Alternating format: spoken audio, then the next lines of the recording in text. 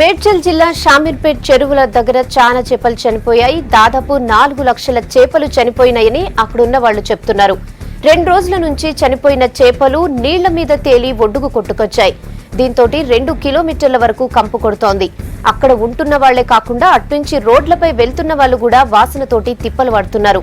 చెరువుల సర్కార్కిచ్చిన 1,30,000 చేపలతో పాటు మొత్తం 7 లక్షల చేపలు వేసినమంటున్నారు జాలర్లు. అంతు చిక్కని రోగంతో చనిపోతున్నాయని చెప్పారు.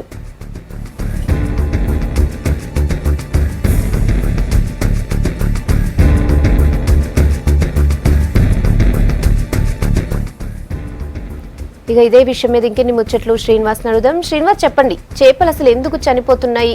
ఏమైనా తెలిసిందా? అక్కడ ఉన్నోళ్ళు ఏమంటున్నారు?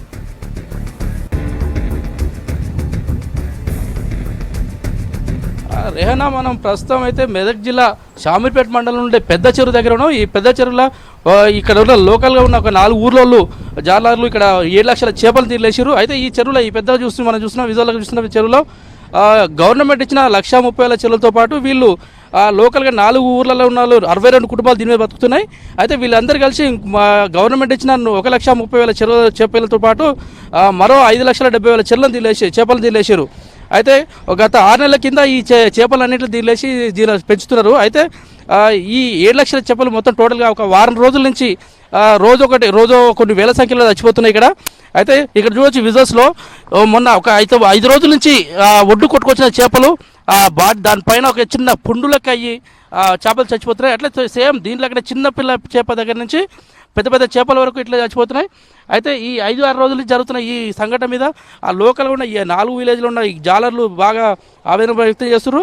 అయితే ఈ చేపలు ఎట్లా చచ్చిపోతున్నాయి, దీనికి కారణం ఏందో ఇక్కడ లోకల్గా ఈ చీరల చేపలు పడుతున్నారు. మాతో చెప్పండి, ఏమైంది అసలు, ఎట్లా చచ్చిపోతున్నాయి చేపలు? ఇవి ఎట్లా చచ్చిపోతున్నా తెలుస్తలే సార్. అంతు చిక్కకుండా ఉంది రోగము మాకు. ఇంకోటి ఈ గత ఈ 6 నెలల నుంచి పెద్దగానే కొన్ని అద్దపావు నుంచి 3 కిలోల వరకు చేపలు చచ్చిపోయి ఒడ్డుకు కొట్టుకొస్తున్నాయి సార్. కాకపోతే మాకు ఇక్కడ వచ్చి పట్టించుకునే నాయకుడు ఎవరు రాలేదు సార్. ఇంతవరకు మళ్ళీ ఎవరు అడగలేరు సార్. ఈ చెరువు మీద ఎన్ని కుటుంబాలు బతుకుతున్నాయి? చెరువు మీద 60 కుటుంబాలు బతుకుతున్నాయి సార్. దాదాపు 400 మంది మీద దీనిపైనే చేపలు పట్టి తిరిగి అమ్ముకోవడమే జరుగుతుంది సార్. మా వృత్తి ఇది సార్, ఇదే పని చేస్తున్నాము. దీంట్లో చేపల్ని ఎప్పుడు వేసారు, ఎన్ని వేసింది? దీంట్లో 1,30,000 కేసీఆర్ సార్ ఇచ్చాడు సార్. ఆ తర్వాత మేము 5,70,000 మేము మా సొంత డబ్బులు పెట్టి తెచ్చుకొని వేసాము. ఏమీ లేకుండా మొత్తం చెరువు ఖాళీ అయిపోయినట్టు సార్. చుట్టూ తిరిగామంటే చెరువు చుట్టూ మొత్తం అంతా ఇట్లా ఎండవేసినట్టు తిట్టున్నది వెళ్ళి గడ్డకు వచ్చినాయి సార్. ఇది చూసి మేము మా బతుకులు మొత్తం రోడ్డు పైన పడ్డాయి సార్. ఈ చేపలు ఎప్పుడు వేసి దీంట్లో ఎన్ని రోజులు పెరుగుతాయి చేపలు, ఎప్పుడు పడుతుంది దీన్ని? సార్ ఇది వచ్చేసి సంవత్సరానికి కిలో నుంచి కిలోన్నర వరకు అవుతుంది సార్. ఇది వచ్చేసి ఒక్కొక్కటి కిలో సైజు మంచిగా వచ్చింది సార్. కిలో అద్దపావు అయ్యేది కూడా ½ కిలో నుంచి కిలోన్నర వరకు వచ్చింది. ఈసారి పెంపకం మంచిగా వచ్చింది, ఒక్కటి కూడా తినకుండా పోయాము. ఇప్పుడు ఈ చేప మీద చూపి అసలు ఏమైంది, ఎట్లా చచ్చిపోతుంది చూపి. ఇది సార్ ఇక దీనికి ఇక్కడ ఫస్ట్ స్టార్టింగ్ పుండు ఇక్కడ పుట్టింది సార్.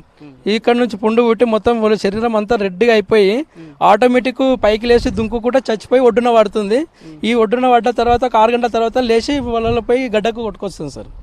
అంటే రోజు ఇట్లా అవుతున్నాయి? ఎన్ని చేపలు చచ్చిపోతున్నాయి ఇట్లా? అంటే చిన్నపిల్లలు కూడా ఇట్లా చచ్చిపోతున్నాయి? చిన్నపిల్లలు సార్, చిన్నపిల్లలు ఒక 100 గ్రాముల నుంచి 3 కిలోల వరకు చేపలు అన్ని కొట్టుకొని చనిపోయి కొట్టుకొస్తున్నాయి. మాకు ఈ అంతు చికెన్ రోగం కనిపిస్తుంది సార్. ఎంతో చూసినా కానీ మొత్తం బాడీ అంతా ఎర్రగా అయిపోయి పొట్టు రంధ్రాలు పడి చీము పడుతుంది సార్. చీము బట్టి కొట్టుకొని వస్తుంది. నువ్వు చెప్పే, ఇంతకుముందు ఎప్పుడైనా ఇట్లా అయిందా? ఇంతకుముందు ఎప్పుడు కాలేదు సార్. ఇంతకుముందు ఎప్పుడు కాలేదు, ఇది ఫస్ట్ టైం అయింది ఇక్కడ. అంటే చేపలకి ఎట్లాంటి రోగాలు వస్తాయి అసలు? మొన్న వర్షం పడ్డప్పటి నుంచి, వర్షం పడి ఆగిపోయినప్పటి నుంచి ఎక్కువ చనిపోతున్నాయి. అంతకుముందు ఏమి చనిపోలేవు. అంటే దీనికి డాక్టర్లు ఇట్లా ఏమైనా ఉంటారా? చూపిస్తానికి ఎందుకు చచ్చిపోతుంది తెలుసుకోవడానికి ఏమైనా డాక్టర్లు ఏమంటారా? ఉంటారు అక్కడ. మా సొసైటీ నుంచి మా ఒకటి ఆఫీస్ ఉంటుంది, అక్కడ వెళ్తే చెప్తారు. అదే మొన్న మా వాళ్ళు వచ్చిరంట, నేను లేను ఆ రోజు. నువ్వు తీసుకుపోయినా చేపల దగ్గర పోయినా డాక్టర్ ఏమన్నాడు దీని మీద? డాక్టర్ మా సార్కి చెప్తే వచ్చి చూస్తాను అన్నాడు సార్. మళ్ళీ డాక్టర్ ఎవరు రాలేదు సార్, ఎవరు రాలేరు. అదే మేము కూడా అనుకుంటున్నాము, ఇవాళ రేపు చనిపోకుండా ఆగుతాయి అనుకుంటే మేము అవి చూసినా కొద్దిగా మొత్తం చెరువు అంతా తెల్లగా తిట్టున్నది వెళ్ళి వస్తున్నాయి సార్. అంటే ఇప్పటిదాకా నువ్వు 7 లక్షల చేపలు వేసినా ఉంటారు కదా దీంట్లో, ఇప్పటిదాకా ఎన్ని చేపలు చచ్చిపోయి ఉండొచ్చు? ఇప్పుడు దాదాపు ఇంచుమించు 6 లక్షల పైనే చనిపోయినాయి సార్. 6 లక్షలు టోటల్గా. ఎందుకంటే మాకు చెరువు చుట్టూ తిరుగుతాం కాబట్టి చూసాము. ఎక్కడ చూడు మొత్తం ఇట్లా చచ్చిపోయి అన్ని ఒడ్డుకు వచ్చేసి మొత్తం ఏరి గడ్డ మీద పోసినాం సార్. ఇంకోటి వాటర్ చాలా ఫ్రెష్ వాటర్ కాబట్టి చేపలు కూడా నీళ్ళలో ఉంటే మళ్ళీ వేరే వైరస్ తాకుతుంది. ఇక్కడ స్నానాలు చేసుకుంటారు వాళ్ళు పబ్లిక్ కూడా, మళ్ళీ స్మెల్ వస్తుందని చెప్పేసి నీళ్ళు ఖరాబ్ కాకుండా గడ్డ మీద వేసినాం సార్. అంటే దీనిలో చేపలు వేసిన దగ్గర నుంచి ఎప్పుడైనా మీరు చేపలు పెట్టారు దీంట్లో? ఇవి ఇంతకుముందు పట్టలేదు సార్, ఇవి పిల్లలు వేసిన నుంచి పట్టలే. పడదాం అనుకో టైంకి మొన్న వర్షం కొట్టి మళ్ళీ మొత్తము రోడ్డు మీద పడేసింది సార్. వర్షం దెబ్బ వల్ల మాకు ఇది ఏంది అంత చికెన్ రోగం కనిపిస్తుంది సార్. అంటే ఎంత లాస్ అయ్యింది వచ్చి దీని మీద? ఇప్పుడు మేము దాదాపు సార్ వచ్చేసి 10 లక్షల నుంచి 15 లక్షల వరకు చాలా లాస్ అయిపోయినాం సార్. మళ్ళీ ఆదుకోవాలంటే కేసీఆర్ సార్ ఆదుకోవాలి సార్. ఏ నాయకుడు రాలేడు, ఎవరు వచ్చి మళ్ళీ మందలించి అడగలేడు సార్. మేమైతే మరీ ఘోరంగా ఉన్నాం సార్ మా బస్సులో.